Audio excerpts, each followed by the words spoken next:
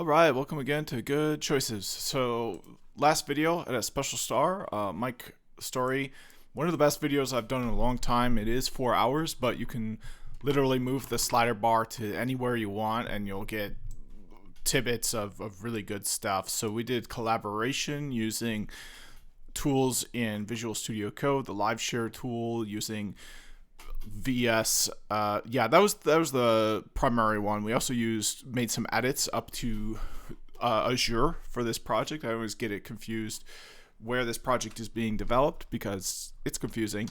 But this is done in a Azure repo. So I'm going to start the video by looking at that commit that was made in the Azure repo.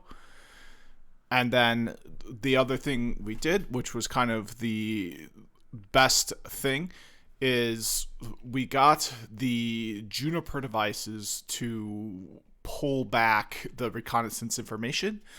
And we did that by enabling netconf on the Juniper device and then changing the method used in Ansible to the netconf method of reaching out to devices. So I want to make this video because Mike sent me a message and I think he has it figured out how to set it up for Cisco. So I'm just going to take a moment and go through that message and see if I can get that set up myself. And if I can, then I think that's going to be the end of this video. And then the next video I will be going and reading the rest of this book, because that's really all that was missing. And even now I can just read along with it just on the Juniper devices. So really I have everything I need right now to go and continue with this book.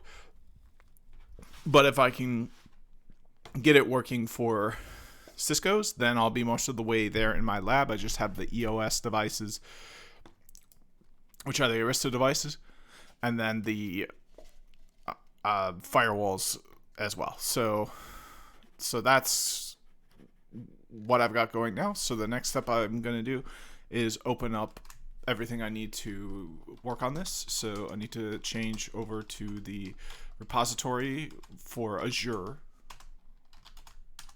Okay, so this is the repository. It's a Git repository. Got to be careful to call it the right thing. It's not a GitHub repository. It's not a GitLab repository. It's not even an Azure repository. It's a Git repository, and you can make a new one by doing git init, and then you initialize a new Git repository. After it's uploaded in the centralized location, then you can probably call it something like an Azure repository or a GitHub repository, assuming it's in those locations. But locally here, the repository is a Git repository. So I'm going to click on the README now and go to the location. Okay, and it's actually over here is where it is, yeah, in the book notes. So in the book notes, I have the location of the Azure I think it was called TFS. It's been a while ago, so I can't even remember what it was called. But this is something the book talked about a lot, and I actually do want to try to figure out what the book was calling it. I think it was TFS. TFS. Yeah, TFS. So this is what we're using for TFS. Okay, and I've got it opening with my. I need to change that so it's not my default browser, and I need to take the link. All right, and then put it in Chrome. I could use that other browser. It's just I think I'm already authenticated.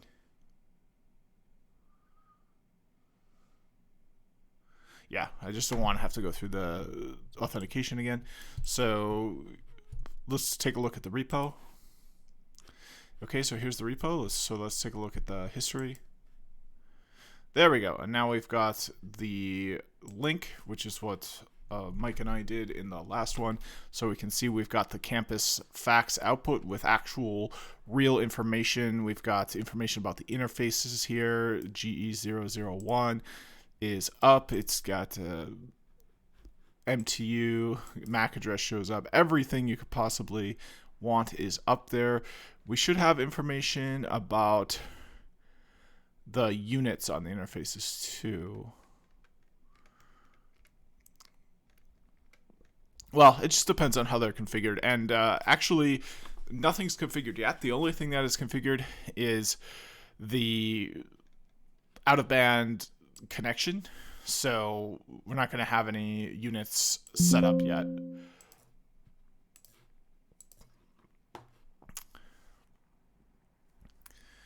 All right, so here's the lab, opening it up, and we'll see that this is the good reconnaissance information, because right now we only have the connection set up to the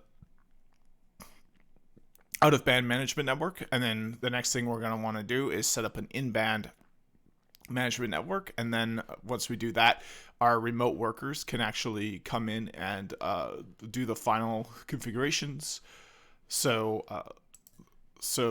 yeah, this reconnaissance information is good.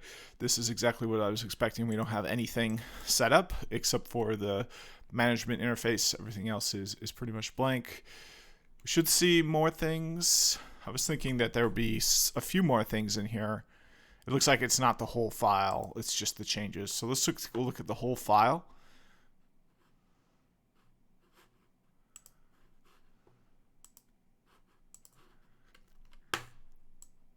All right, I don't know how to see the whole file, so I'm going to go to Files instead of Commits, and then Documentation, Campus, and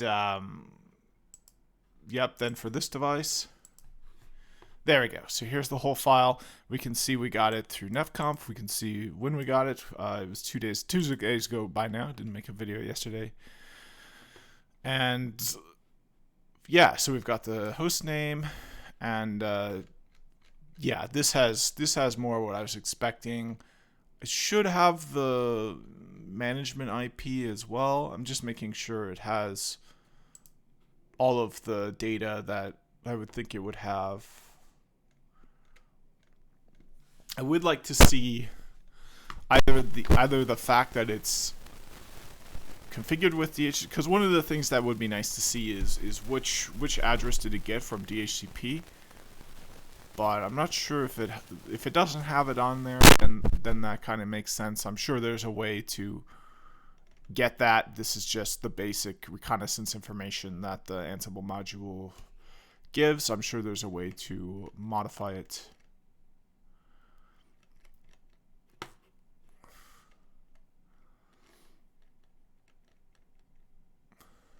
Yeah, so here's the interface for the out-of-band management. I don't see anything about DHCP.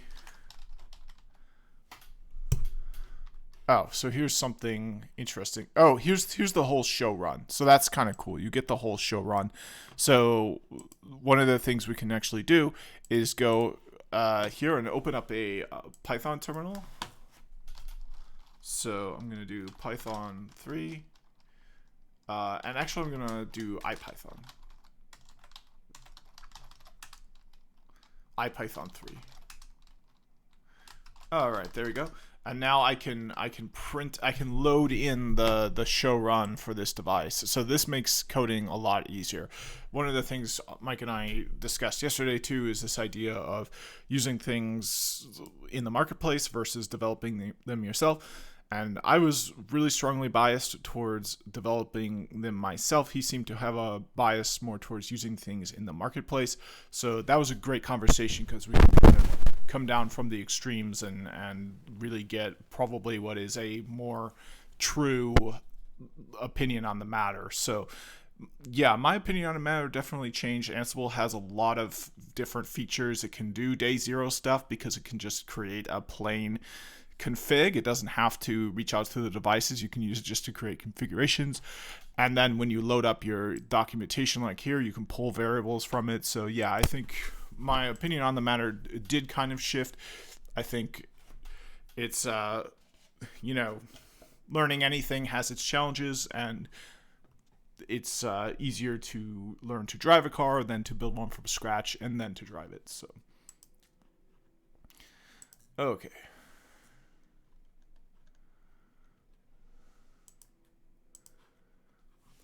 All right, so what I need is the path to this. So I'm going to copy the path. All right, and then do show run equals OS. Oh, and I have to import OS.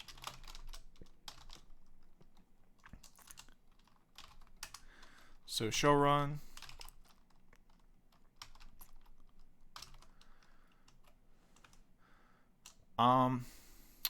Actually, let me do this. Import documentation. There we go. Yep, perfect. Dot campus.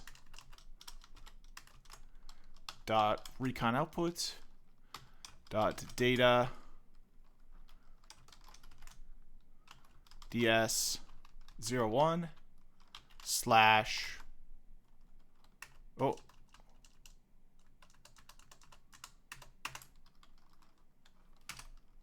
Okay, well, let me just import that, and then I'll do a dir and see what I got. So I've got documentation. So let's do a help on documentation. Okay, so we've got campus. So let's do documentation dot campus dot recon output. Okay, so we've got this module here. Let's do a help on that.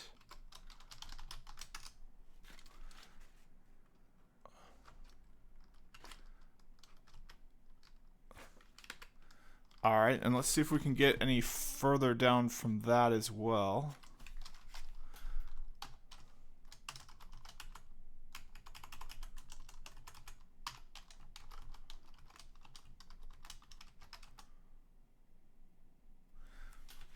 Okay, so I can already see that the syntax for this is kind of not that great because we can't have leading zeros and decimal integer here. So the syntax here is not correct for this sort of import statement that we could use to actually import in this this JSON here to convert it. So like I feel like this is a good way to do it, to use this syntax to get it into Linux. But in order to that, we'd have to change the scheme here, which I think it's worth a try. So that's what I'm going to do is close these and then go to the playbook. And we've got multiple playbooks now, which is another thing that came from Mike. You know, make it simple, have a testing playbook, then have one for each of the devices and each what do you want to do on the device instead of just one big playbook. So the Juniper one is the only one that works right now. So let's focus on this playbook.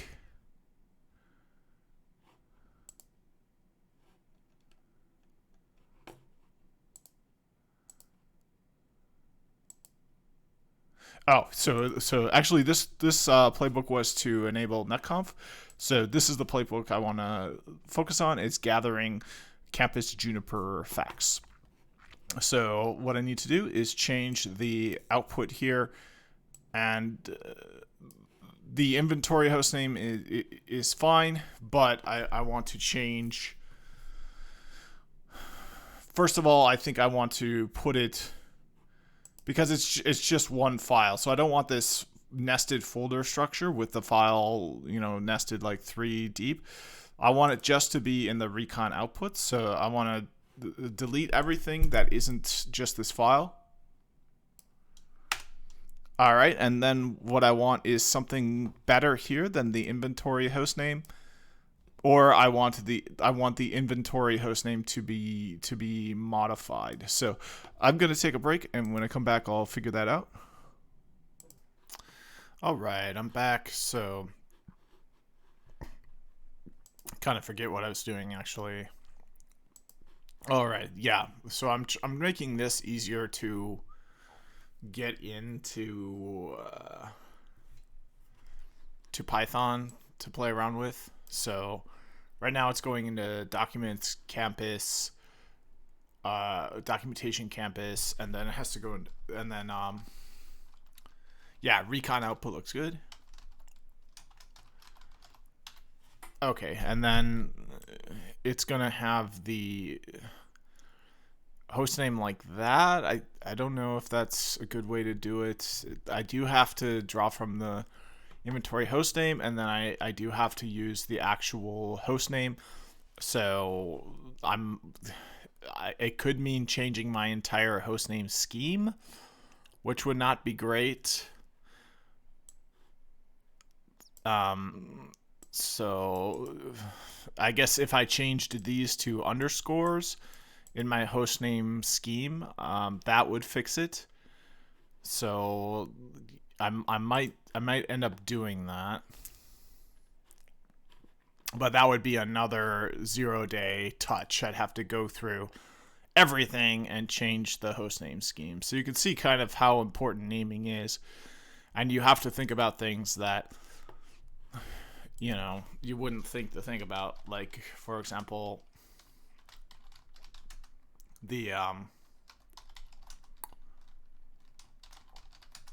there we go. So, like, for example, the how it interacts with like programming languages like Python. Like, if you've got these rules, you've got to follow.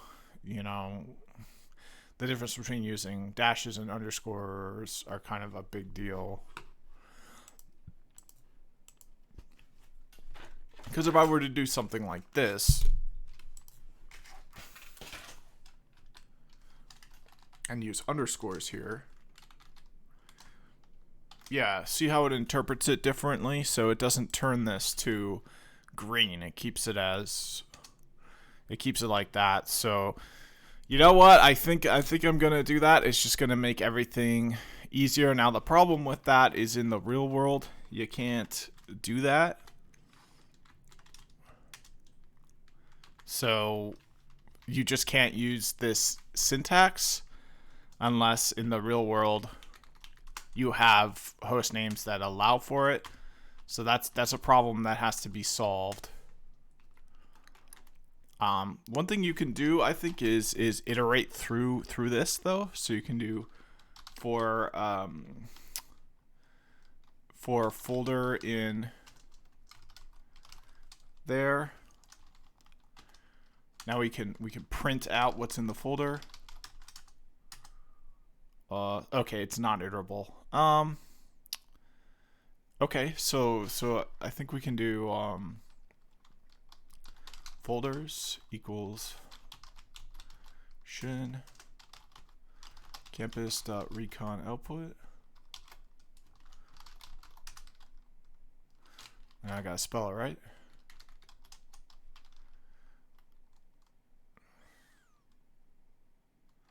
Okay, so folders was documentation dot campus. So that it's still a module type.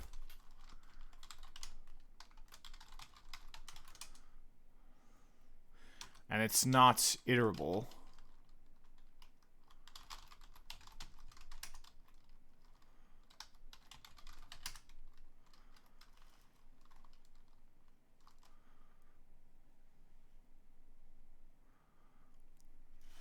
It's a namespace loader object.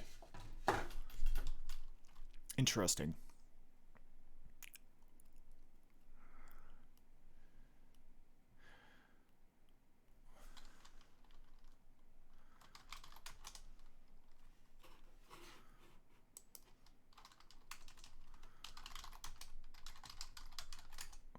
Okay, yeah, so I don't think this is the way to do it, because we can't do it with a namespace loader object. We have to do it, we need to get the files, and I don't think we can get that from the namespace loader object, even if we change it. But let me just try it. So I'm gonna move this folder here. Yep.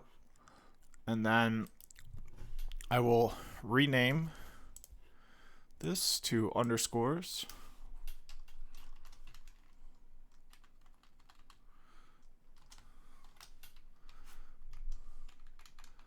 Underscore facts.json. Okay, and then I'll try see what happens if I do import documentation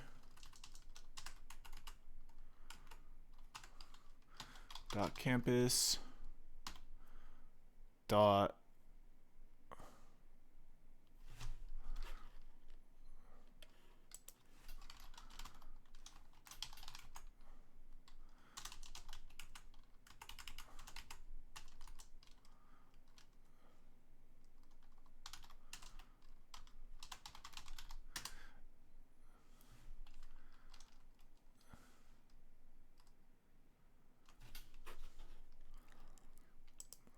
oh, and it looks like I spelt output wrong there.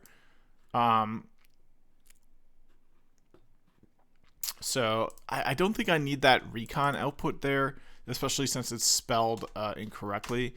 So I think I'm just going to do documentation in campus like that for now. And then I'm going to save it as facts.json and not in its own folders. And then we can have different things with the underscore.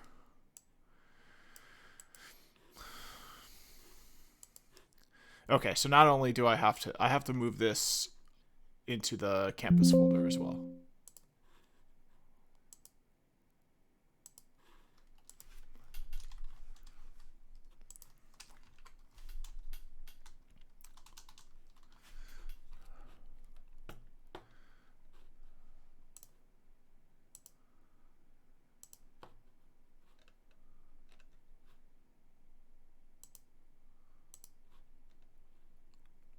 Alright, so it seems like it's not in the campus folder. I'm not sure where it went, but the moving it will show up here.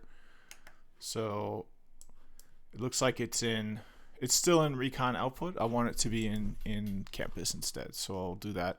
In the bash shell, it's easier to do that there usually.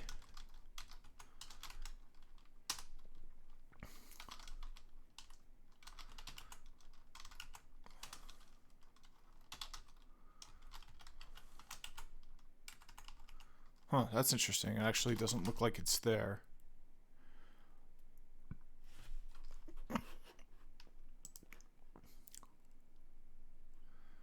Oh, okay. So it is where it needs to be. Okay, good.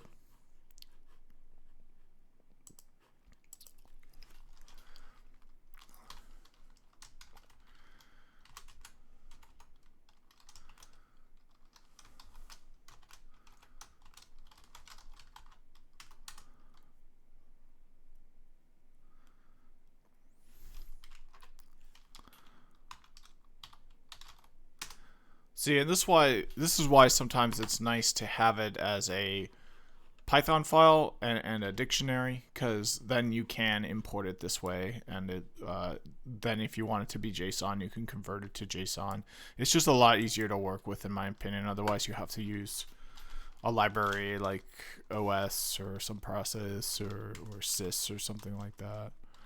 But I mean, that's not that hard, especially with the benefit of the AI. You can do like a with as well, like with open. But I just think this way is like really easy. Just import it in. But let's do the with. So with open, yeah, this is just like really sloppy. And an import statement is my favorite way to do it. But in order to do it that way, it has to be a Python dictionary, not a JSON file. But it's really easy to convert the two. So I usually prefer to work in Python dictionaries than I do in JSON files, because it's easier to load them in. But either way, it's easy to load it in anyway. Any way you do it, it's pretty easy to load it in. That's not the hard part.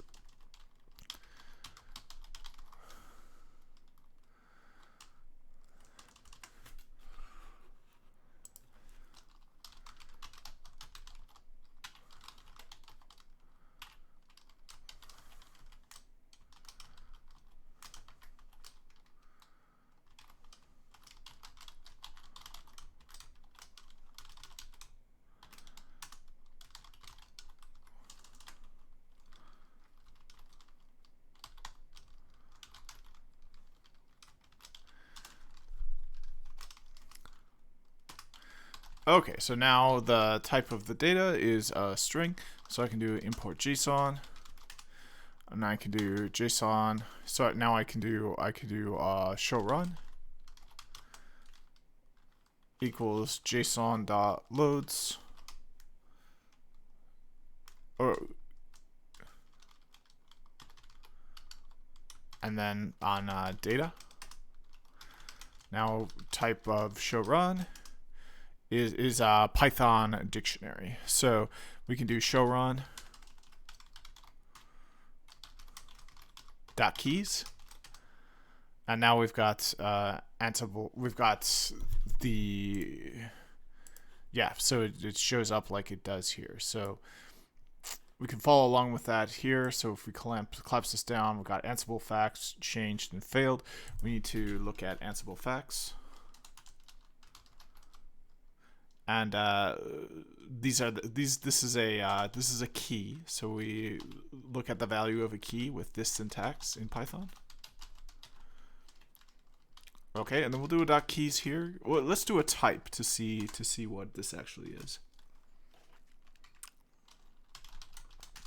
All right, so this is another dictionary. So let's see what keys are in this dictionary. Okay, so we've got all kinds of keys. Let's open it up here, take a closer look at them. Yeah, so it's just all of the facts. So there's quite a few facts, quite a few keys. The key we want is the Ansible net config.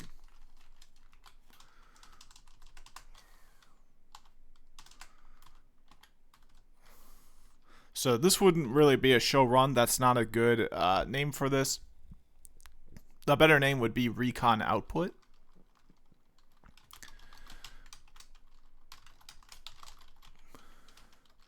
And then this output here, calling this a show run makes a lot of sense. But I'll call it config because I already have show run defined. I don't really want to overwrite it. And now I can do for I in config.split on their print I. There we go. And now we can see the actual full show run that's on the device. So yeah, pretty easy way once you figure out how to actually pull it down to get this information, and then it's all stored and backed up here. It's going to be in your version control. So yeah, good stuff. So I think what I'm going to do now is build out that file system again. Now that I have these, yeah, and honestly, it doesn't matter. I don't need to change the naming structure at all because I'm just going to pull it with that with statement if I need to look at the data. So it's not worth changing things in that for that purpose. So what I'm going to do now is delete this, which looks like I can't do. Everything's easier in the shell, so I will use the shell. Now I'll go into documentation and campus, and then just remove everything in campus.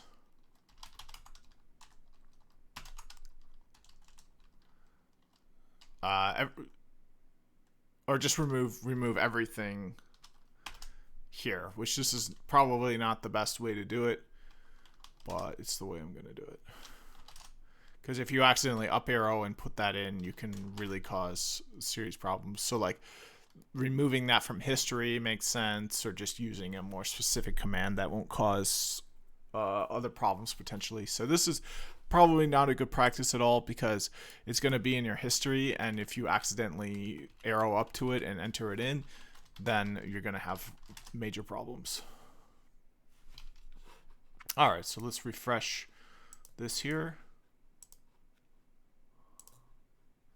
Okay, so now we've got the campus, which is empty, which belongs there. So I'm gonna commit this and push it up. It looks like I made a modification. Yep, I made the modification here as well. So yeah, so let's do that. So I'm gonna go to the source control and say cleaning up cleaning up recon output structure. I'll say folder structure. All right. So, and then I want to stage them.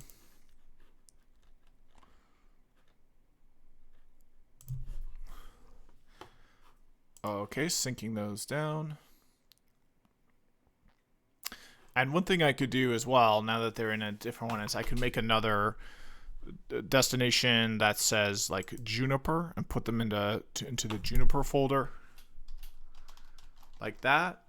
So that could be nice, but for now I think I'm happy with what I got. So I will log into my control node, Ansible control node, for my out-of-band management network. That we don't have remote access set up yet, so we can't have remote workers. We're on site doing everything.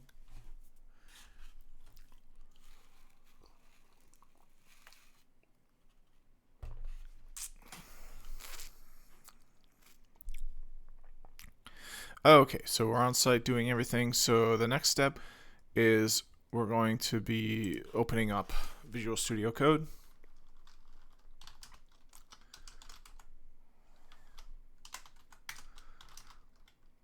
Going into here. There we go.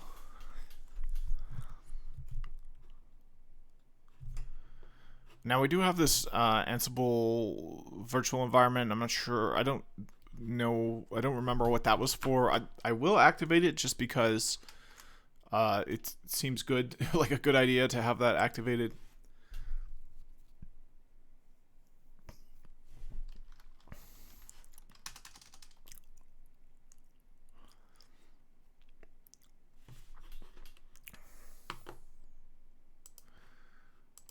Okay, but the problem is the gitignore file here didn't include that change. So what changed was the name of the VNV. So I have to include that change in the gitignore, otherwise this will take forever. And we've got an extra gitignore here that isn't named correctly, so I'll just remove that. And again, it's taking a while because the gitignore was incorrect. Okay, so now I can get rid of this one here. And we've got 10,000 changes. Yes, I would like to move that to trash.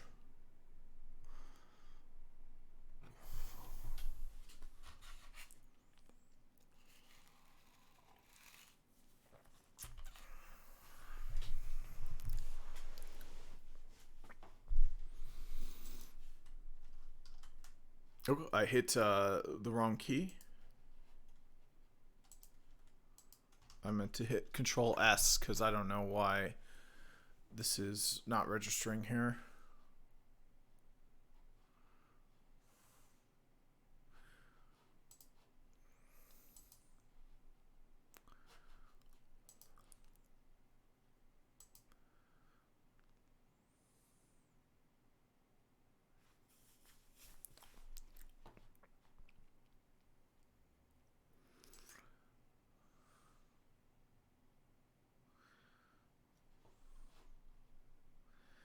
All right, so it looks like we've still got 10,000 files pending changes, which is slowing things down quite a bit. And I see the reason. It's because we have two virtual environments here, and only one of them is added to the gitignore. So I'll add the second one to the gitignore, and that hopefully will clear things up.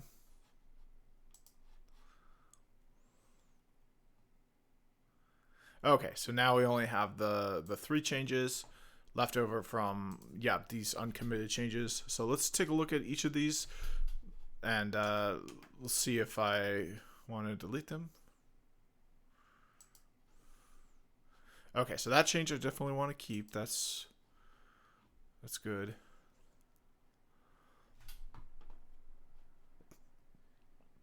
This is kind of an interesting change here.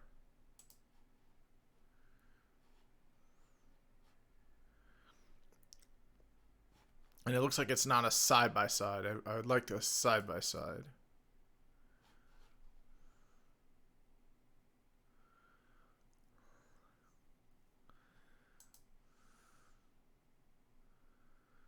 Right. So it's saying to use inline view when it's so I don't want. Yeah, I want the side-by-side. Okay, so there are 2 lines that were removed.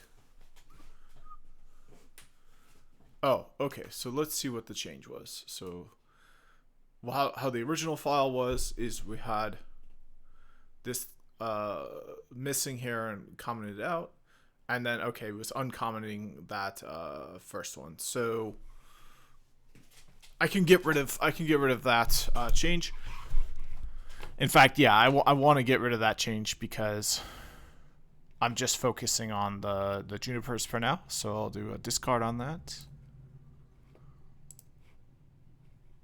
All right, and these can all be commented out. Oh, you know what? These actually don't need to be commented out at all because we're just going to be running the playbook specific to the junipers. So I'm going to make sure that these are all live because when we go to work on the iOS, this can be a problem forgetting that these are commented out. So I don't want to fall into that problem. So I'm going to remove the comment characters. Perfect. And save the file. All right. And now it looks like we've got an issue here where something happened that I didn't intend. So I'll hit a Control Z. And then I'll hit a Control S. There we go. Now it looks like as I'm intending. So we are going to have changes in the source control now that I do want to push up, and that's uncommenting out all of these. So let's check the other change in the source control. Okay, so the other change is adding this basic test file.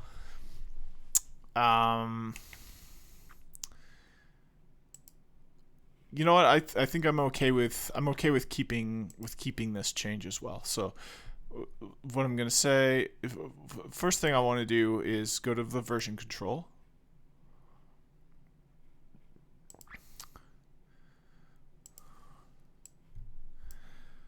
And then I want to go back here because I think I forgot to push.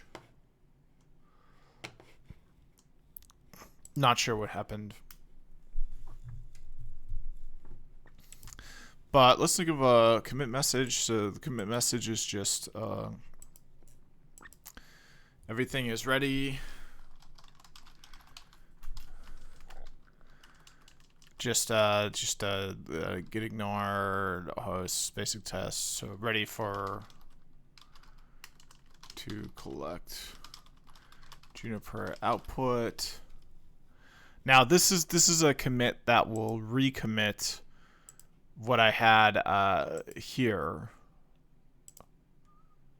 Yeah, so all this would get recommitted. So yeah, and the thing is, it's I think it's still having problems.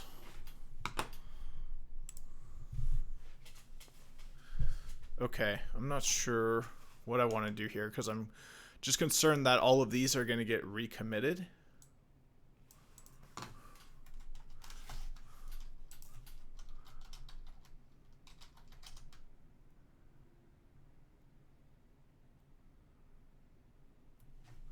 All right, I'm happy with this, so I'm going to change. If they're recommitted, it's not a big deal because all I did was delete them all. So cancel, and let's stage all the changes. All right, and now here we can push and pull. And if there's a merge conflict, that's good because I need to demo resolving merge conflicts at some point because it gets pretty tricky. Okay, so there was no merge conflict. I do have some extra files on here though, so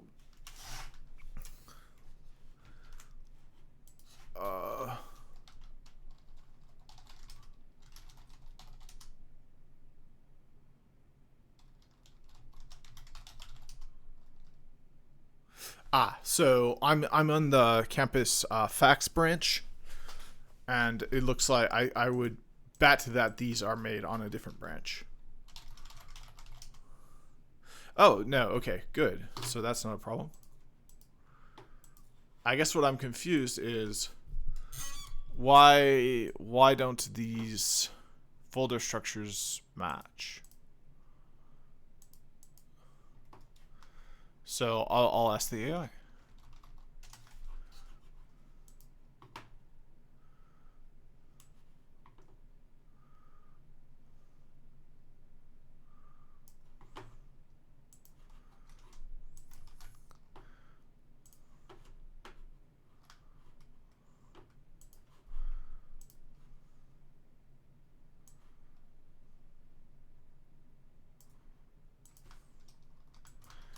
Okay, so my question will be,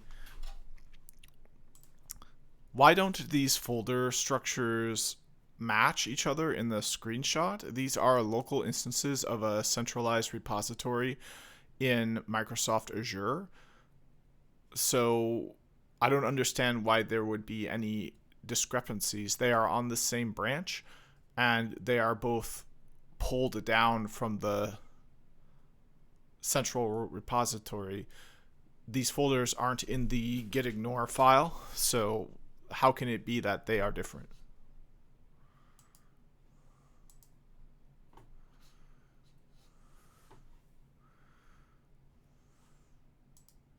The images you uploaded appear to show two different views of a project structure and version control system, possibly a Git repository hosted on Microsoft Azure DevOps. If both folders are local clones of the same branch from the central repository and neither folder is included in a gitignore file, they should indeed be identical. However, there are a few possible reasons why they might not be. Local changes. One of the local repositories may have changes that have not been committed or pushed. But no. This would mean the folder structure could appear different until these changes are committed and synced with the central repository. Different commit points. The two local repositories might be checked out at different commits. Yeah, I think that's what's happening. Even if they are on the same branch, if one repository has pulled more recent changes from the central repository than the other, this would result in a discrepancy between the two. I think they have different untracked files, folders. There may be files or directories that have been added locally but are not tracked by Git because they have never been added to the repository git add. Submodule differences. If your repository uses submodules, it's possible that there are different commit points in each local repository, which could lead to differences in the folder structure. File system issues. There could be a file system issue such as permissions problems or case sensitivity mismatch, especially if one of the local repositories is on a case-insensitive file system, like Windows, and the other is not. Gitignore global configuration. While you mentioned that the folders aren't in the Gitignore file, there are also system-wide and global ignore patterns that could be set up.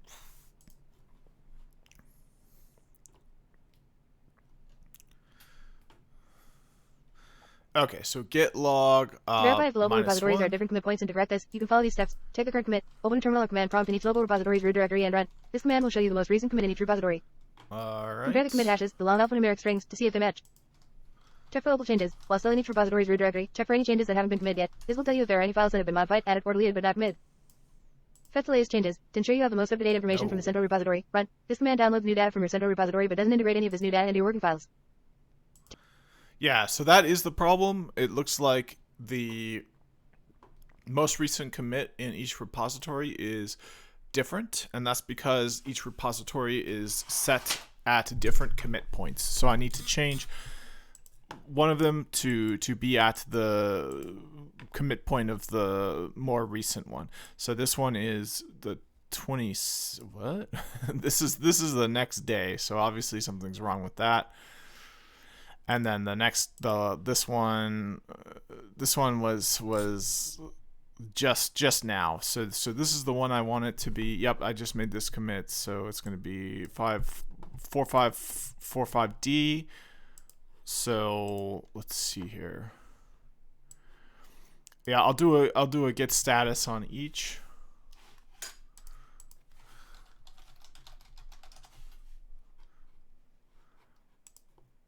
All right, so it looks like my branch is behind by 2 commits and can be fast forwarded. So let's have that here, and then let's do a git status on the other one.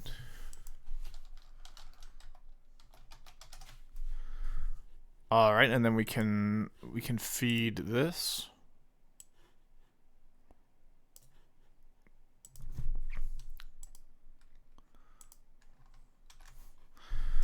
Okay, and then we'll start with that. So we'll say these are the results.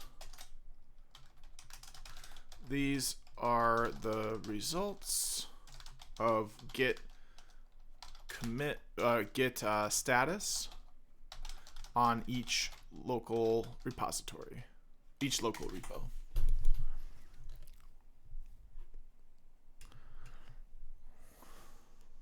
Based on the git status results you provided, it seems that the two local repositories are indeed at different commit points. The first repository, GNS3 at GNS3, located in grams_automated_networks, indicates that your branch is up to date with origin campus_facts. This means there are no new commits on the remote campus_facts branch that you need to incorporate into your local branch. The second repository, gposh at desktop-1bgb79c, located in grams_automated_network documentation campus, is behind by 2 commits. This means that there are changes on the remote campus_facts branch that have not been applied to your local branch. To synchronize the second repository with the central repository, you need to perform a git pull to fast forward your local branch to the latest commit. Here's what you should do. In the terminal for the second repository, gposh at desktop-1bgb79c, run. This command will fetch the commits from the remote campus_facts branch and merge them into your local branch. After the pull is complete, run git status again to ensure that your local branch is now up to date. Optionally, you can check the log to see the new commits that have been integrated. Performing these steps should ensure that both of your local repositories are at the same commit point as the remote campus_facts branch. Okay, so we should have. Okay, so I did that, and now they're. Okay, so now it's synced there, but it looks like the folders are still not matching.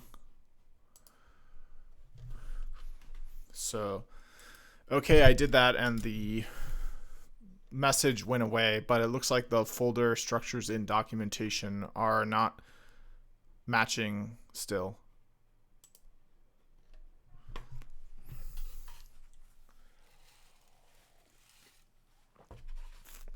Oh, maybe that's it. If you get status messages indicating that your branches are up to date with the remote have disappeared, but you still see discrepancies in the folder structures, there might be a couple of reasons for this. Local caching issues. Sometimes file explorers or IDEs may cache the directory structure, and it may not immediately reflect the latest state of the file system after a git pull. Try refreshing the file explorer or restarting the IDE. Untracked files. There might be untracked files in your directory that were not added to the repository. Untracked files will not be affected by git pull.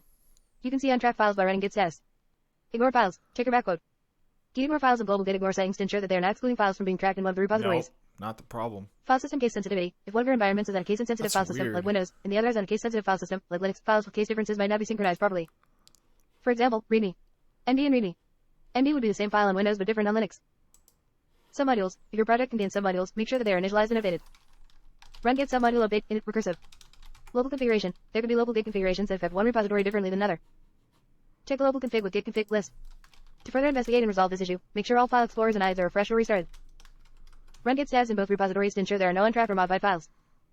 Confirm that the git ignore files are identical in both repositories by running git diff less than path underscore down underscore git ignore greater than. If case sensitivity could be an issue, ensure all file names and directories match exactly in terms of their case. Check for submodules and ensure they are synchronized. Look at the output of git config list and git branch VV to see if there are any differences in the configuration or branch tracking information. If these steps don't resolve the issue, please provide more information about the specific discrepancies you're seeing, and we can continue troubleshooting.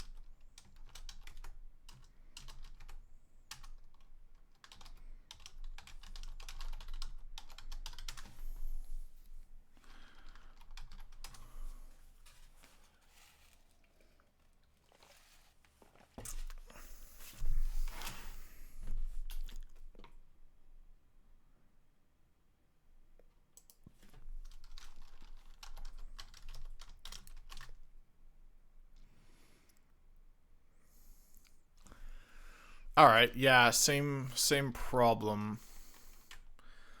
So let me run it one more time because I don't know what that error message is. Okay, and it just goes away. So I don't want to feed that to the AI. So let me feed this to the AI.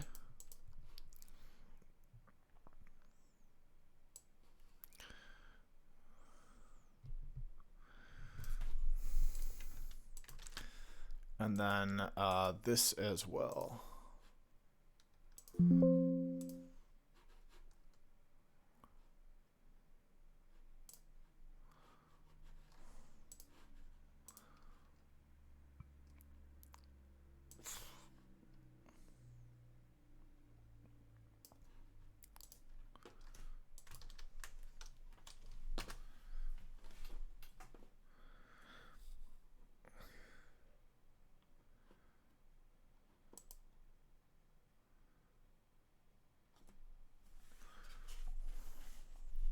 From the tree output you provided, it's clear that there's a discrepancy in the folder structure between the two local repositories.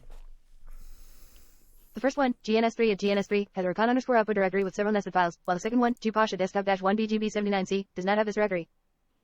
Here are a few steps you can take to further troubleshoot and resolve this discrepancy. Ensure both repositories are fully updated. In both repositories, run git pull to ensure that they are completely up to date with the remote repository. Check for gitignore issues. Verify that the backquote. Gitignore files are consistent across both repositories by comparing their content. If there are differences, it could be that files directories are being ignored in one repository but not the other. Use git check ignore v less than file underscore or underscore directory greater than to check if any of the missing files directories are being ignored due to a backquote. Gitignore rule. Check for submodules. If the recon underscore output directory is a submodule, it may not have been initialized in the second repository. Run git submodule update init recursive in the second repository to initialize and update submodules. Check stash changes. Run git stash list in both repositories to check if any changes have been stashed and not applied back to the working directory. Check for local commits. Run git log branches, not promotes, to see if there are any local commits in the first repository that haven't been pushed to the remote repository. Check remote branches. Run git branch r to list remote branches and ensure that both local repositories are tracking the correct remote branch. File system issues. Ensure there are no file system issues, such as permissions problems or corruption, that might prevent files from being checked out. Manual verification. Manually verify the directory contents with File Explorer or terminal to ensure that the git commands are accurately reflecting the file system state. If these steps do not resolve the issue, you might need to clone the repository again in a new directory to ensure a clean state. If the problem persists even after a fresh clone, it might indicate an issue with the central repository itself. In that case, you may need to contact a repository administrator or check the repository settings on Azure DevOps.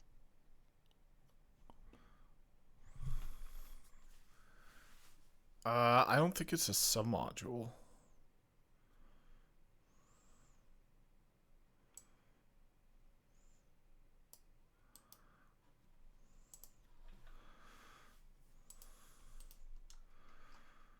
Oh, I can't just,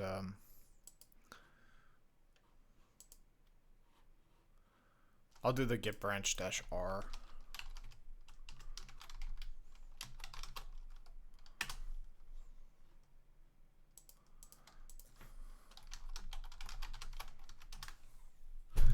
Alright, and then I guess I'll check for, so I'll do git log dash dash branches dash dash not dash dash remote.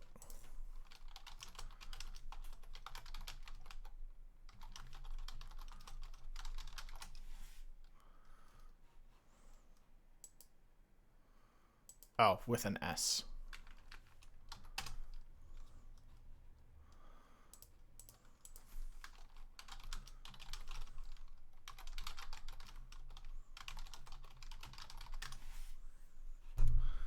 What else did they want me to check for? File system issues.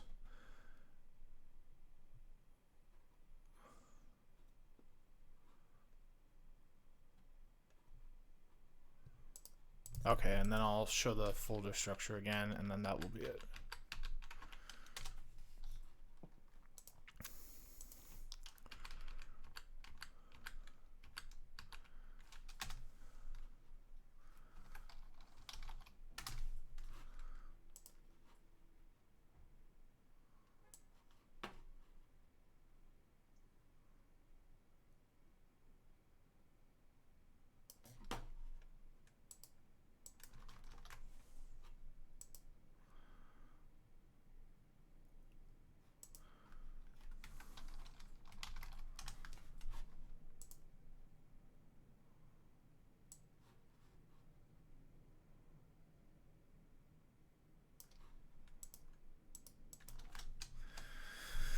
Alright, so hopefully this clears some things up.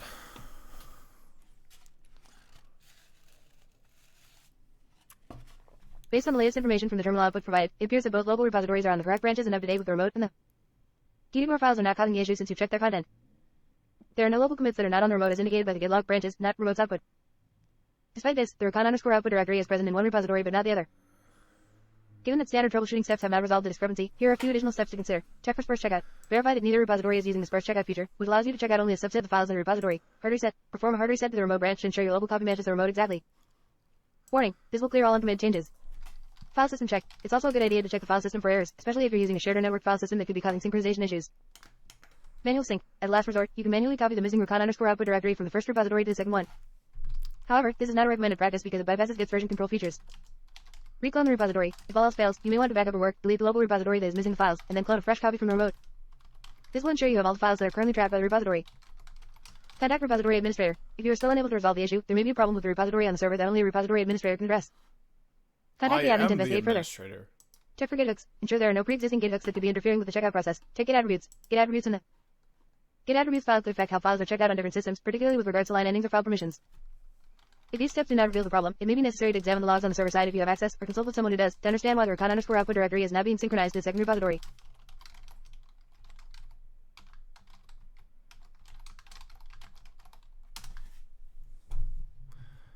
Okay, so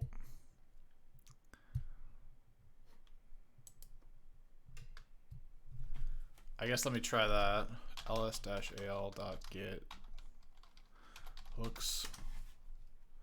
Oh, there are some hooks. Well, let's see if they match here.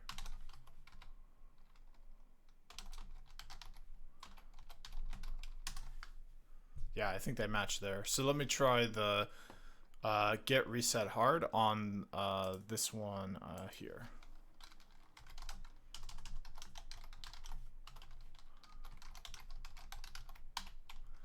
And then it was the campus fax. Yep, there we go. Okay, so now it's reset. So let's look at the folder structure. And the folder structure is now the folder structure is still not what I'm looking for. Man. Okay, so what I'll do is we got 1, 2, 3 commands here. So let's go 1. Okay, core sparse checkout. Then this one. All right, and then this one. All right, and then the tree-l3. So let's go to documents.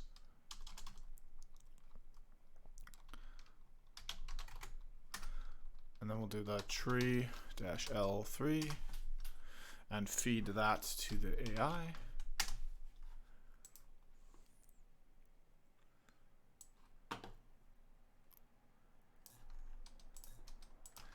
All right, and then do the other one here. CD documents, tree-l3.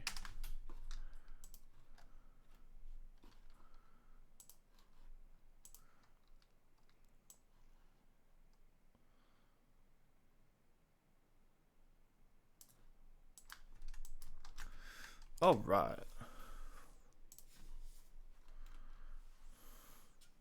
It's only 6:30. The output show that the recon_output directory is present in the GNS3 repository after a hard reset, but it's still missing in the GPOSHA desktop-1BGB79C repository. The hooks directory is also pure normal, containing only sample files, which suggests that git hooks are likely not causing this issue. At this point, the following steps can be taken in the GPOSHA desktop-1BGB79C repository to try to resolve the discrepancy. Double check the remote and branch. Ensure that you are indeed checking the correct remote and branch. Double check the remote's URL and the branch name.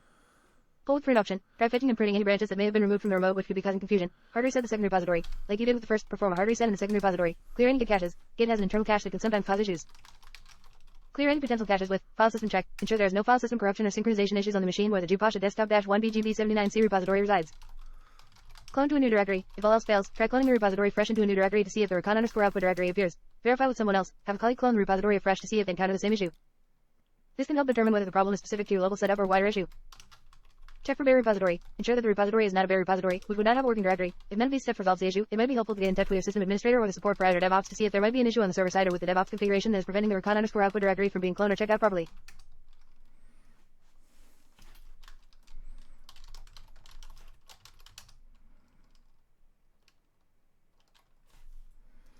All right, so I did all those commands.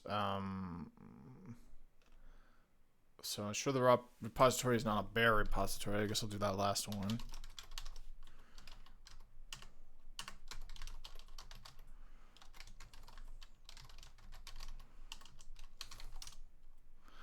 All right, so everything looks good there. And I guess I'll do a git pull as well.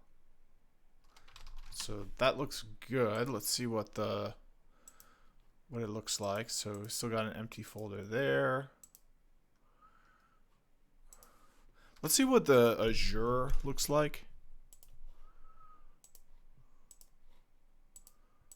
So the Azure looks like, okay, so the Azure looks like how I would expect it to look like. It's got that document. See, if it's an empty folder, it doesn't show up. Unfortunately, I wish there was a way around that. But this is how I'd expect it to look based on what's here. So since campus is empty, it doesn't show up there. But otherwise, it's correct. It's this one here that's problematic. We can see it's got a bunch of extra stuff in it, even though, yeah, that's not. So let me do one thing here. I'm gonna enter in all the commands from the WhatsApp. Sorry, not from the WhatsApp. I didn't mean to show that. From the let me pause it. I'll be right back. All right, I'm back. So it's this one that's having problems. The other one matches the remote repository. This one does not. So I'm gonna do these commands on it, and if things really are problematic, I can delete the repo and re-pull it down. There's no problem doing that, unless you have changes you need that you can't lose. Then you have to be less blunt with it, and you have to make sure those changes don't get lost. But that's not the case here. So I'm gonna do git fetch -js prune.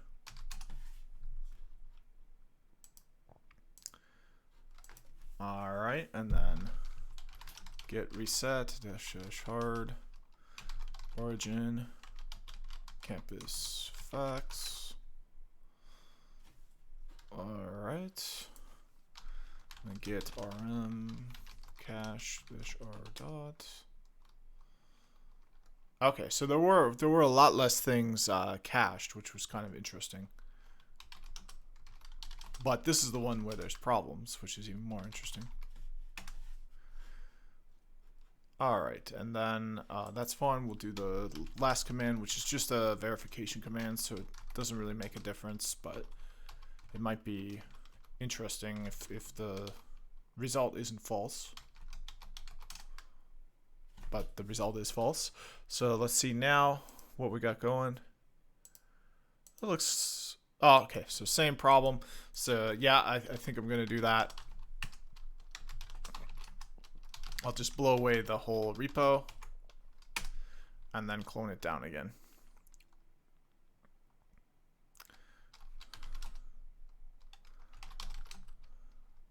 Now, this was a little bit problematic because we did have that Ansible environment in there. So I forget which modules were in there. The better way to do that would have been to do a pip freeze and then redirect the output to requirements.txt or something, or put that requirements.txt here. That would have been smart, but one of the good things and bad things with Linux is you can't undo a change like this. So I think that's okay. We'll just see if there's anything missing. And now you know what I can. So let's just clone it down, and then take it from there.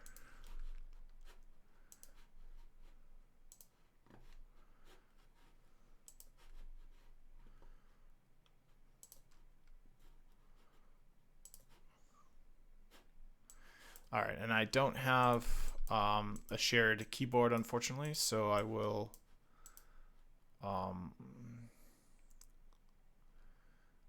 there's a lot of things I can do.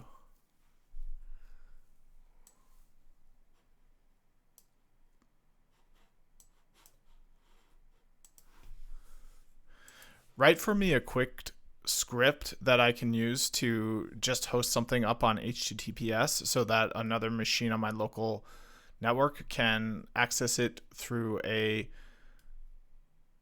web browser. The problem is that I'm using a virtual machine and I can't share my clipboard, so I just want to copy and paste something. So I just want to post it up on a browser and quick get it from there. So I can use copy and pasting on the local virtual machine.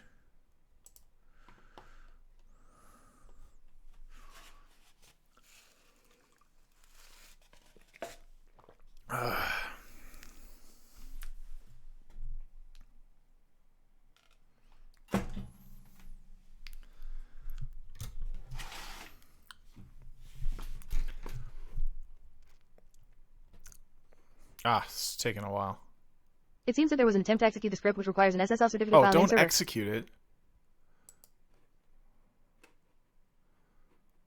Stop.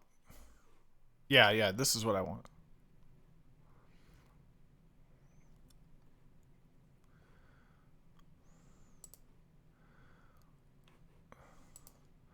So don't execute the script, just print it out here for me so that I can execute it myself and make it as simple as possible. Ideally make it using like Python-C so that I don't even have to open up the, like make a file or open up the Python interpreter. I just want this to be really quick and easy.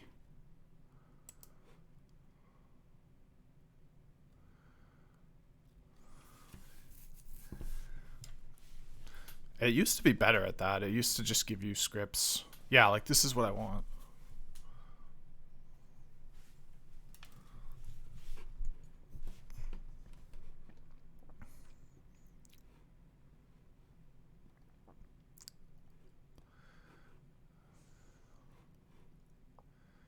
Oh, so you can just put this where the file is. So yeah, so what I can do is copy this, do Notepad++, or it's just Notepad, and then save it to a file. So I'm gonna save it to my documents, and then I'll save it to yeah, just to my documents. We're gonna say git clone. Okay, and then all I have to do is go to that.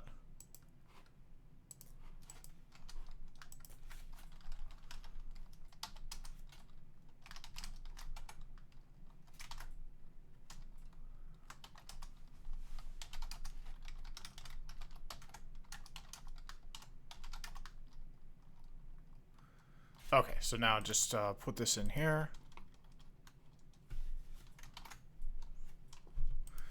which seems to be harder than I thought.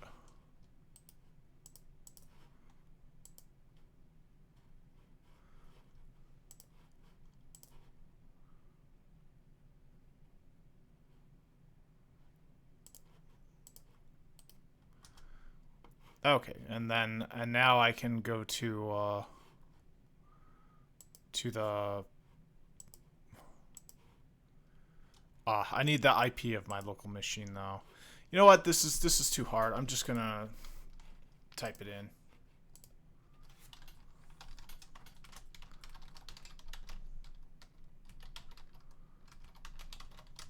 If it were a bigger file, that would be great, but it's really just a small thing.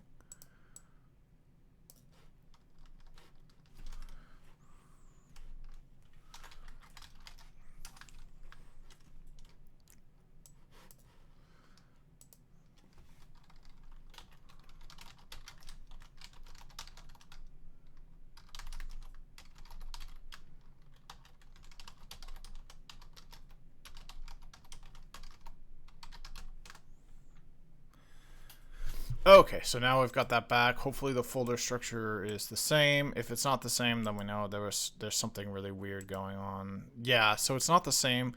So there's something going on with Visual Studio Code, it looks like.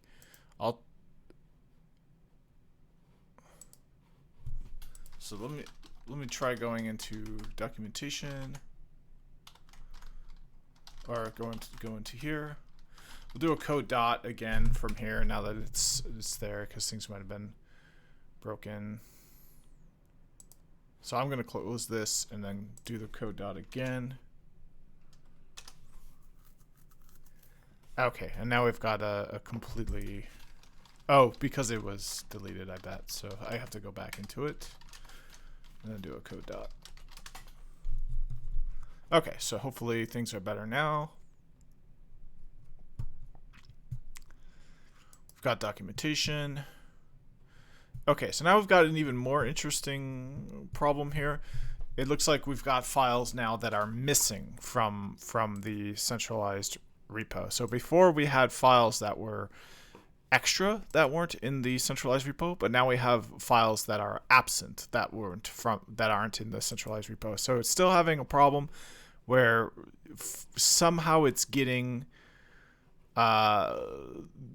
what belongs in here from a different place than from the centralized repo, and I'm not sure how it's doing that. That's very strange behavior. I really wasn't expecting that.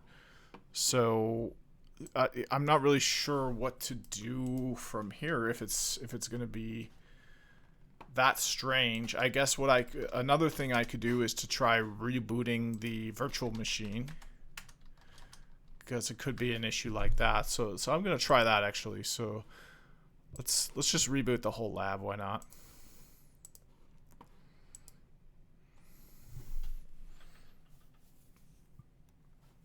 All right, and then starting it up.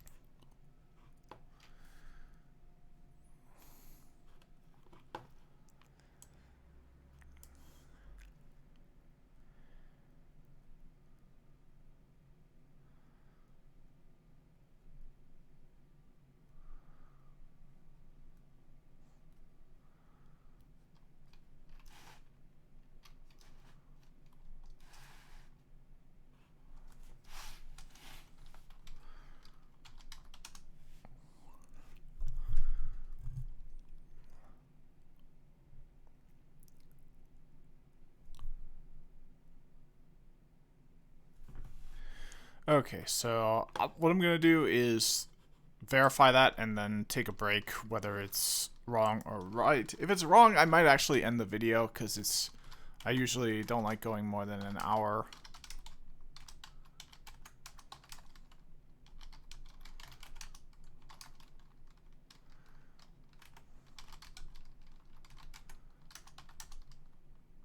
Okay, so we still are missing those two files. So I guess it's not a big deal. It's just very strange that it's not pulling down all the files. I guess looking at the git ignore makes a lot of sense. Okay, so the git ignore doesn't do anything like that. Maybe they were untracked. It looks like there's a git ignore here, but that's just to keep the... Oh, you know what? Maybe that's the problem, because it's ignoring what's here. So let me try that. So I'm going to delete the git ignore file there, and then I'll commit and push that change. Or I'm not sure. I'll delete the git ignore file here. There we go. And then I'll do a... Okay, so here it's registering as a change. Here it's not registering as a change, which is interesting. Oh, it is. Okay, so I'll push it on this end, and then I'll pull it down on that end. So stage it. Missing files problem. Commit it and sync it. And then here I'll discard all my changes. And then I'll sync when it's available. Should be about 30 seconds or so. 15.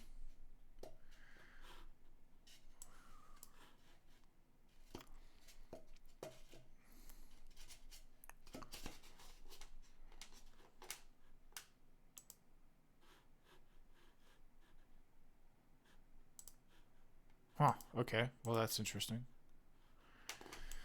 I thought I had it set up to automatically fetch.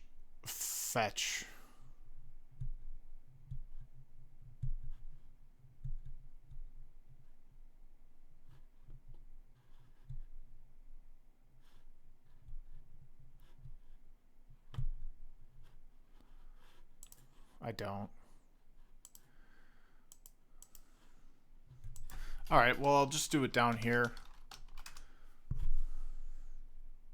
Ha.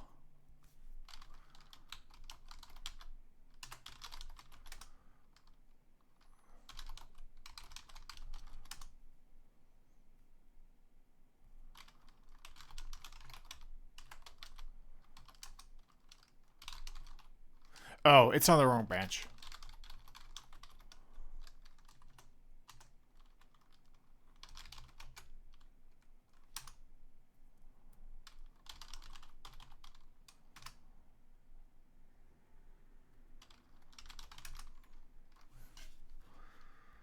But it's still not. Oh, okay. Oh, I think that was the problem all along. Actually, is it was on the wrong branch, or well, let's take a look. So we're gonna go here. We're gonna so we got the documentation. So let's look at another branch.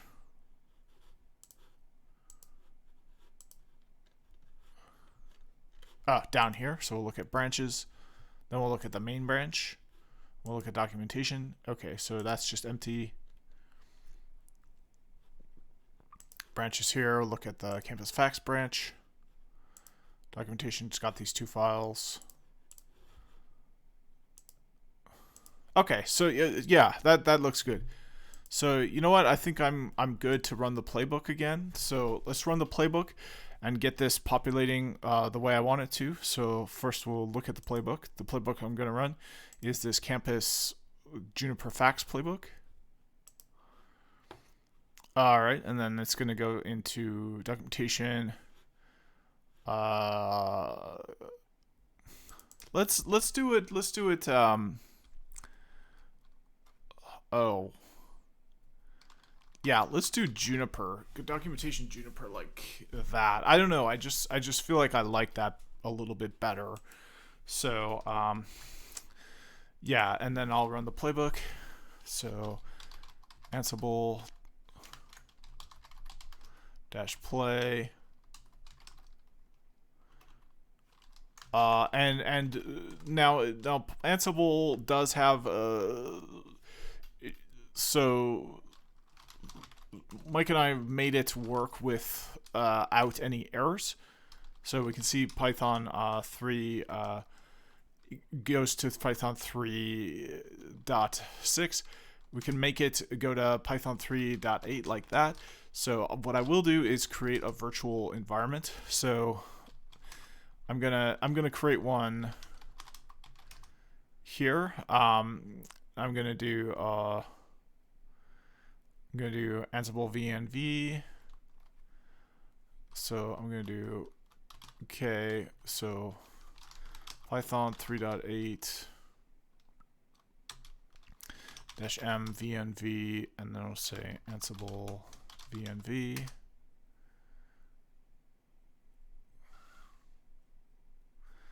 Okay, and then it doesn't belong to my repository, and I can still start it.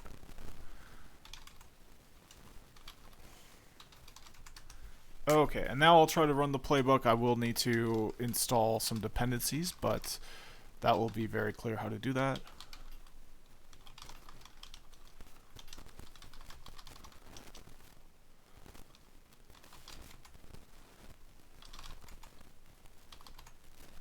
Alright, so let's see what we got here. Okay, so we still have those errors where it says it's using the version there.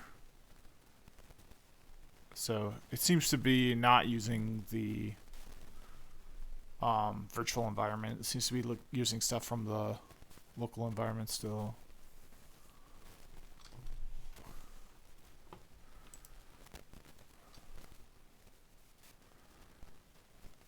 I would like to feed that to the AI. So Oh, but you know what? I think it's. Oh, what? Oh, unknown host key. Okay, so maybe the host key changed. I've got to verify that. Let me do that. So SSH at data-ds01.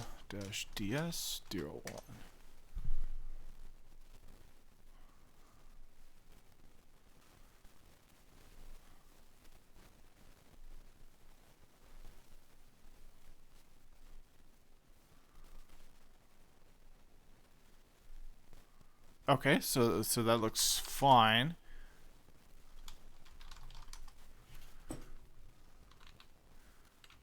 Yeah, I think it's just that issue where it has to auto accept the yeah.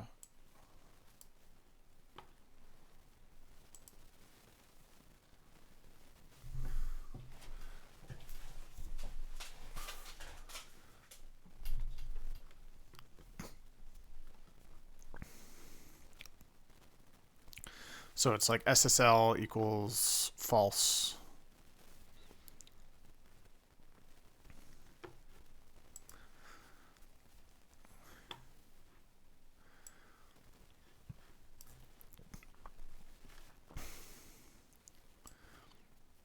Yeah, so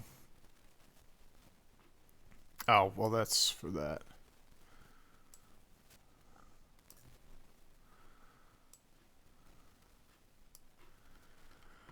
Yeah, we can do like a host equals false.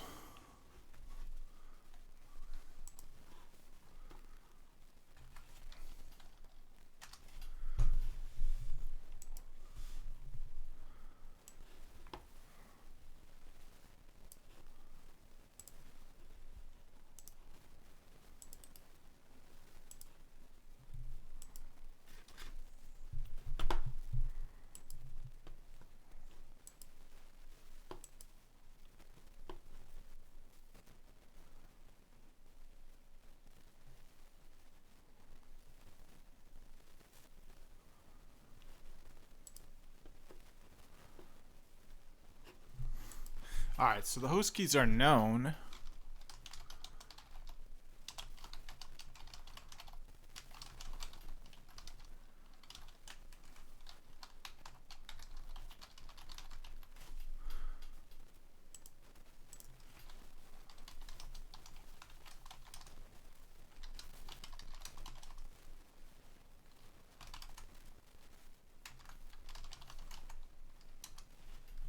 Yeah, they're in there.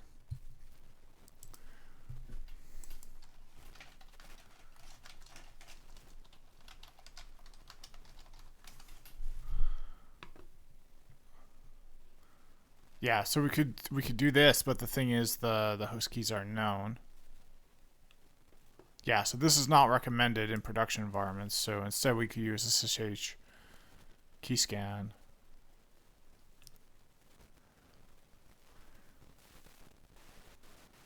Okay, so let's look at the permissions. So it's RWRR. Yep, which is oh, well, it's the same. These don't really matter. In fact, it has more permissions than it's saying there. So the problem wouldn't be it not having enough permissions.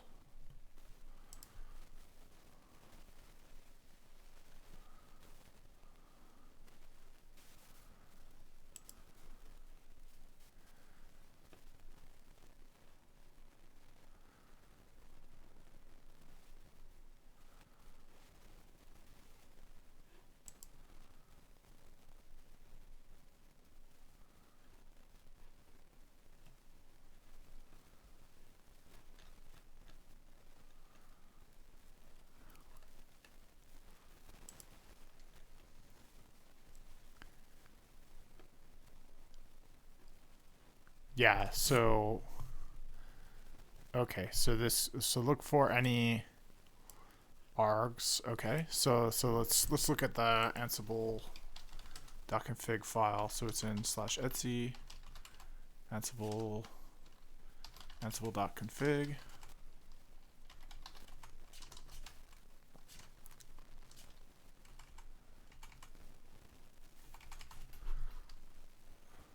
Oh, and that's a CD. So yeah, you know what? That's fair to CD there, and then Ansible.config.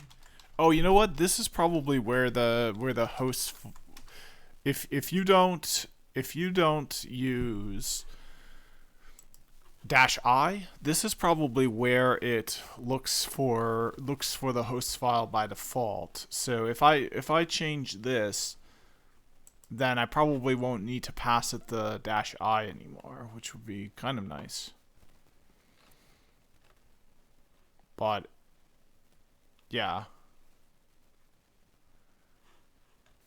So that's the default. So I should name this .default and then copy my one here, and then I have that be the default. But it's fine for now. So let's do a code. Ansible.cfg.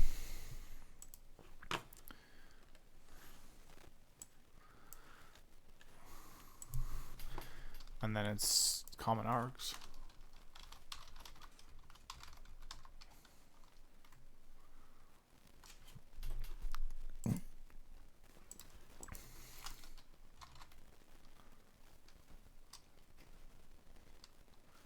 Okay, so I could change this to disable host key checking, but the thing is, like, it should, like, I want to use the secure way. Like, it's set up to use host keys. It doesn't have to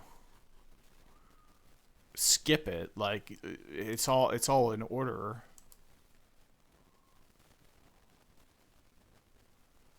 Right.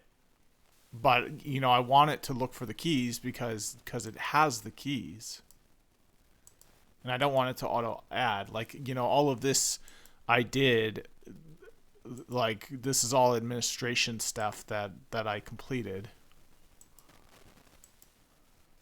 So I want it to look for the keys. I just want it to find them.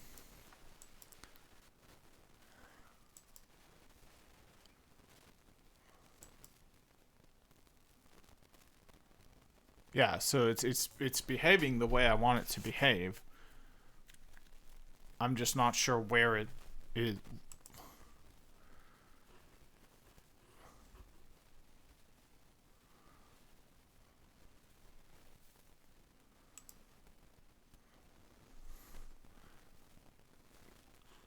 Yeah, this is the Paramico connection, so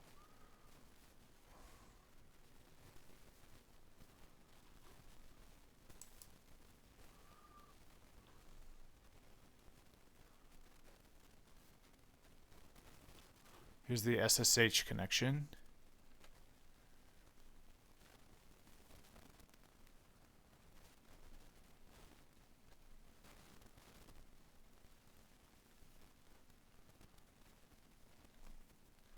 Persistent connection.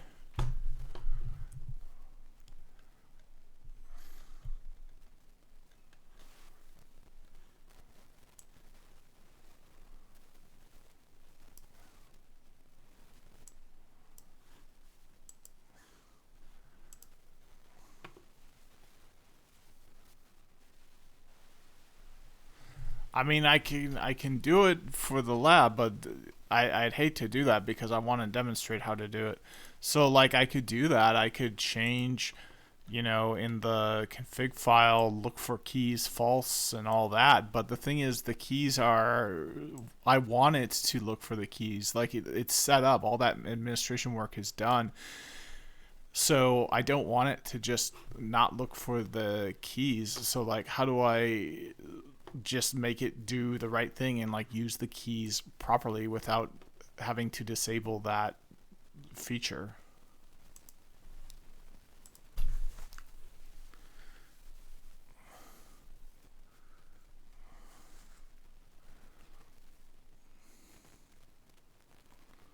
If you want Ansible to properly check and use the SSH host keys that are present in your tilde SSH known underscore host file, you will need to ensure a few things are correctly set up. Correct user. Ensure that the Ansible playbook is being run by the correct user, which has the right known underscore host file with the appropriate entries.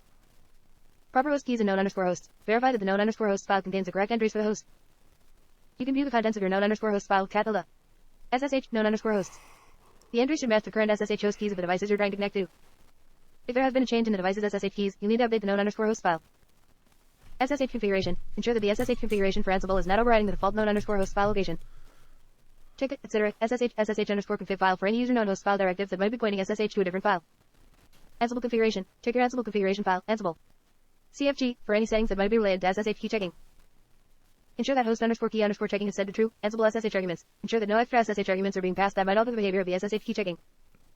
Check for any Ansible underscore SSH underscore common underscore args in your playbook or Ansible inventory file. This might work. SSH agent. If you are using an SSH agent for key management, ensure that it is running and that the correct keys are loaded in DID. You can check which keys are currently loaded with SSH-L.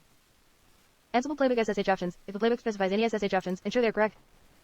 For example, the playbook might have specific Ansible underscore SSH underscore private underscore key underscore file settings that point to the wrong key file. Verbose mode. Run the playbook in verbose mode to get more detailed error messages. This can often provide insights into what is going wrong. Manually verify SSH connection. Try to manually SSH and host using the command line to ensure that there are no prompts or errors. Replace username with your username and hostname with the host address. If you can connect without any prompts or errors, then Ansible should also be able to connect. If after checking all the above, Ansible still does not use the SSH keys correctly, you may want to explicitly specify the path of the known underscore host file in your playbook using the Ansible underscore SSH underscore common underscore args configuration. Remember to replace path to your known underscore host with the actual path to your known underscore host file. This tells Ansible to use the specified known underscore host file for the SSH connection.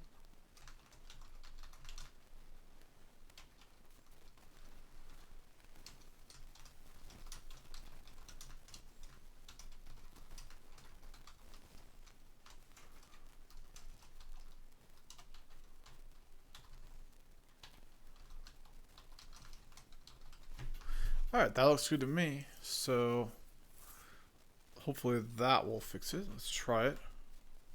Because that's what everyone does, is just deactivate that, but I want to know how to do it right. That's important to me. So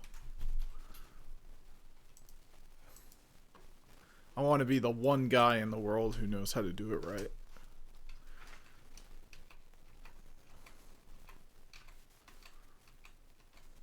And as such, everyone keeps telling me I do it wrong. Alright, so we've got a issue here now. And it's in the playbook. The offending line is under name gather facts. Yeah, so we've got an issue here. I don't think it needs to be in quotes, maybe? Is that the issue? Or maybe I can't use the tilde. Let me try it without the quotes.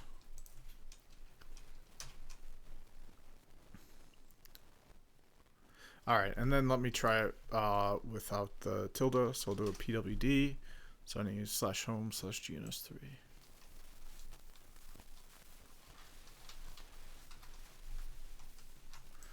Alright, so try it one more time.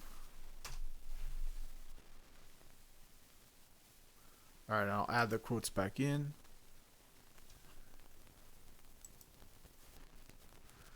And these are single quotes. Alright, so I'll change it to double quotes.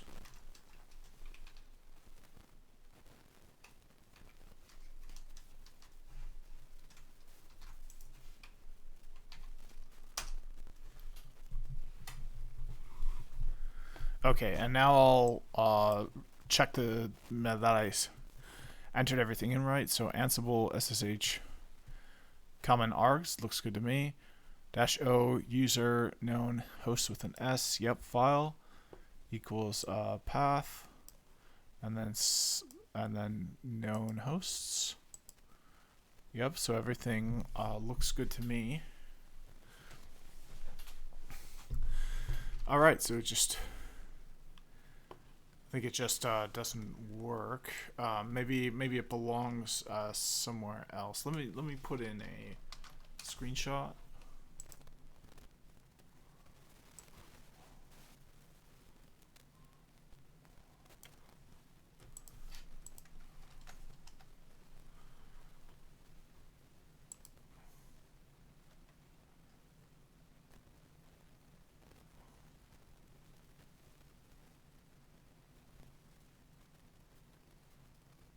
The error message in the screenshot indicates that Ansible_SSH_common_args is not a valid attribute for a play. This is because Ansible_SSH_common_args should be defined under the Ansible_SSH_extra_args attribute within the var section of a playbook or within the inventory file for the specific group or host. Here's how you can correctly define a within your playbook. Make sure to replace home GNS3 SSH known_host with the actual path to your known_host file if it's different. Additionally, there's a deprecation warning stating that Ansible will require Python 3. 8 or newer starting with Ansible 2. 12. You are currently using Python 3. 6, which is deprecated. It's advisable to upgrade your Python to a supported version to avoid any unexpected issues in the future. Okay. So I did upgrade to Python 3.8. Like, I have 3.8 installed, but the syntax I have to use is Python 3.8. Like, if I just enter Python, it will use 3.6. So, like, how can I make Ansible ignore 3.6 and use the correct 3.8 version that I have? I have to change my path settings.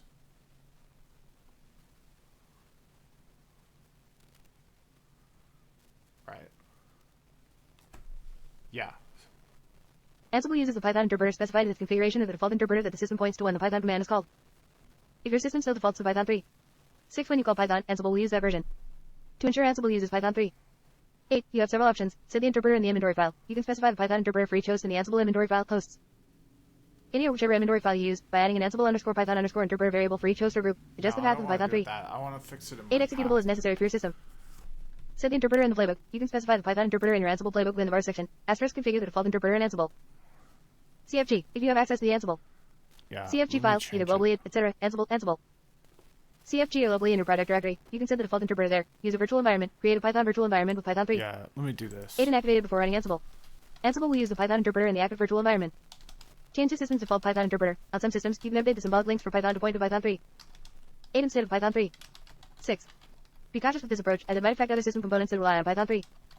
6. After executing the update alternatives config Python command, you'll be prompted to select the default Python version. Choose Python 3. 8 from list. Remember to replace USR bin Python 3. 8 with the actual path of Python 3. 8 executable on your system. You can find this path by running wish Python 3. 8 in your terminal.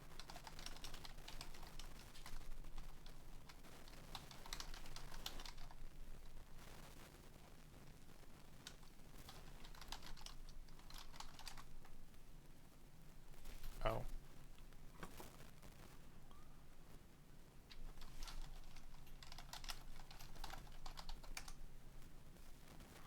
That was the right path. Okay. Well, maybe I typed in this wrong.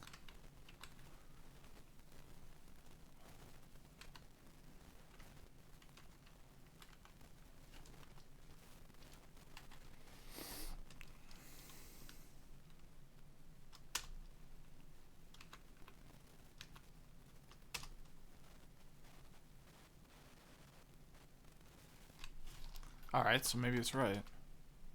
Yeah, okay, perfect. So I think I fixed that.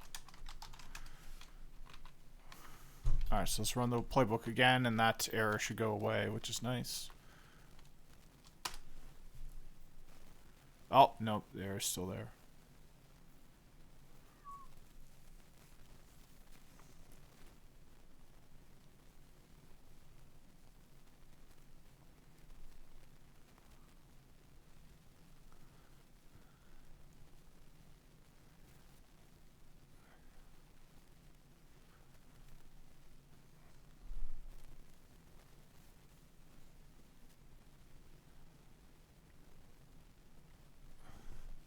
Alright, same problem.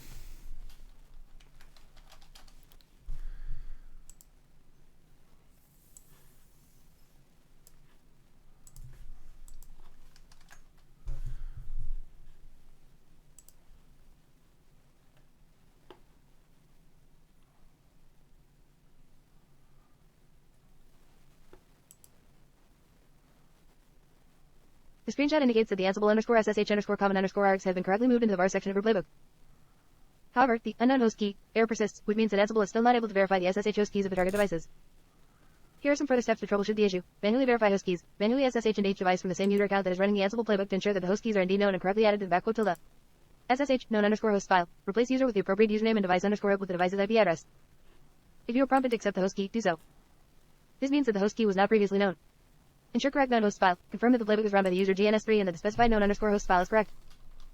If you are running the playbook as a different user, you need to specify the path of that user's known underscore host file. Check for SSH aliases. If you are using SSH aliases in your tilde SSH config file, ensure that the host entries in that file match the inventory names or patterns in your Ansible host file.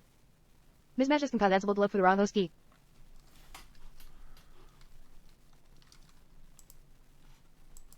Use SSH verbose mode. Run the SSH command in verbose mode to get more detailed error messages that can help identify the issue. Look for any errors or warnings related to host key verification. Verify SSH key fingerprints. Verify the SSH key fingerprints for your devices by running SSH key connect device underscore app to see the fingerprint of the key stored in your known underscore host file, and compare it to the actual fingerprint of the device's SSH key. Check Ansible's use of SSH. Use Ansible's verbose mode to see exactly how it is calling SSH and whether it is using the correct known underscore host file and keys. Validate known host file format. The known underscore host file might have incorrect entries or be in bad format. Check the format of the known underscore host file. It should contain lines that start with the host IP or name followed by the key type and the key itself.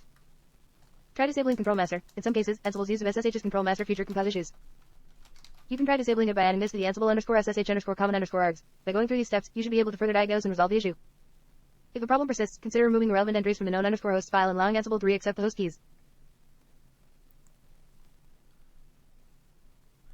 I mean, this is how Mike and I did it. Is we did it the insecure way, where we just accepted the, you know, we didn't check for the keys.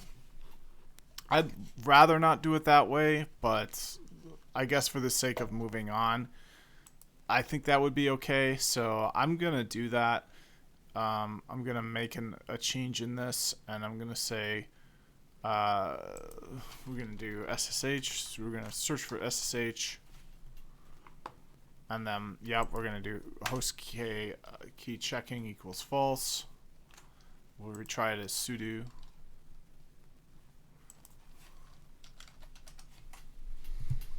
Alright, host key checking equals false, and then we'll run the playbook again. So it looks like it failed again, so I'm going to do a S3. Alright, so it looks good. Now, time to run the playbook again.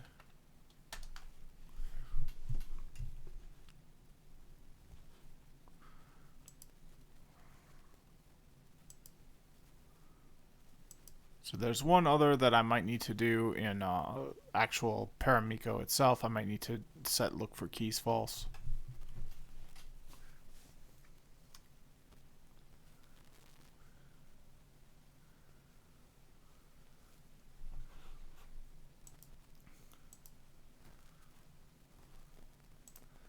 I would like to talk to the AI about this though.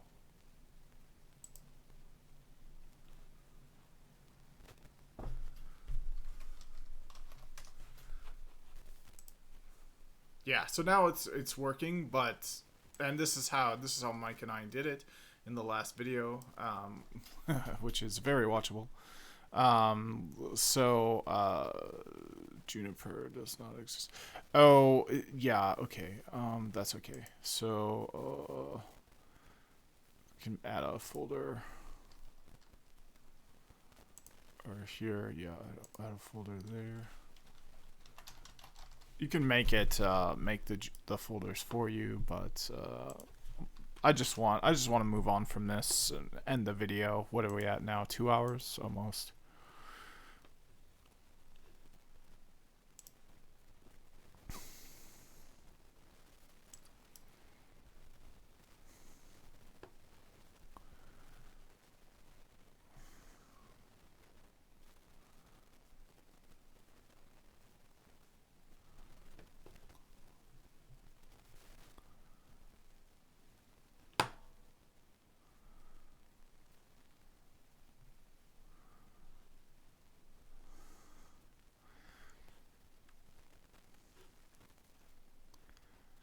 Yeah, so I'll take a screenshot of this and say to the AI, it's really frustrating. It's really frustrating that I had to change this setting so that it disabled SSH host key checking. I took great pains to make sure that SSH host keys were accurate, and I can log in using SSH in my terminal.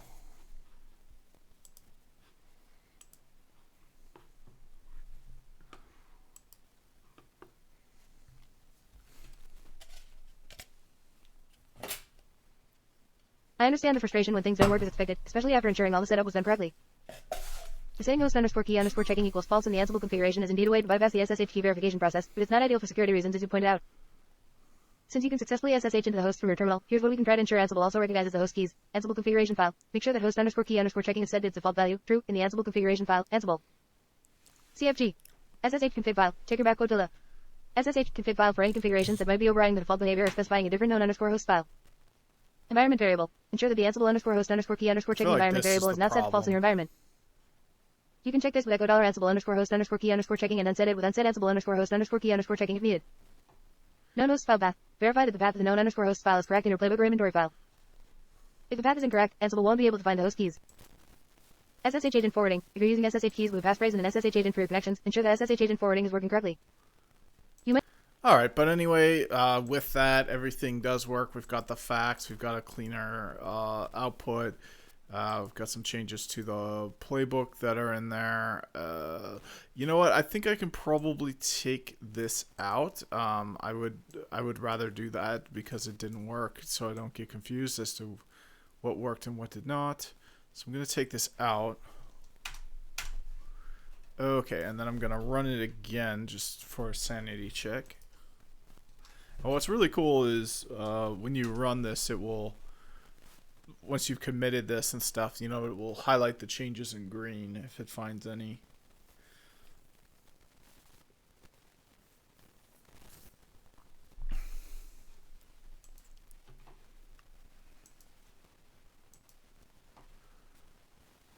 Oh, I'm checking my email live on camera. Should not do that. That means I'm ready for a break is what that means. So, yeah, this is a big success. So I'm going to end the video just here quick once this is done. I just wanted to make sure that I could take that out and it wouldn't change anything.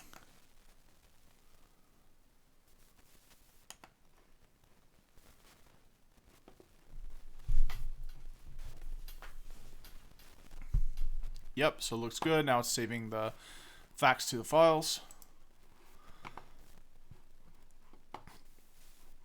All right, looks good. So we're gonna do a git status. There you go. Git add of everything. Git commit, and then say host key checking disabled.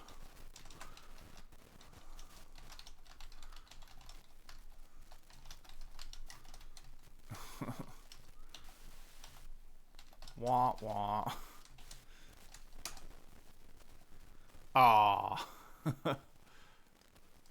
Oh, I have to do a -m.